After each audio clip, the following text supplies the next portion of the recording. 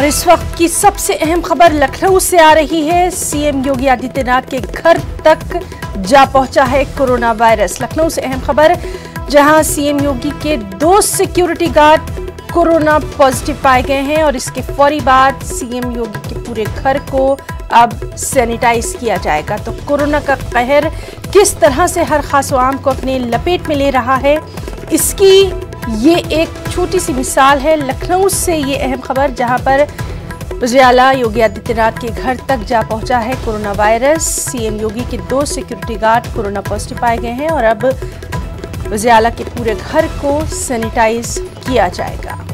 लगातार इस बड़ी खबर से जुड़ी तमाम तफसीलात पर हमारी भी नजर बनी हुई है।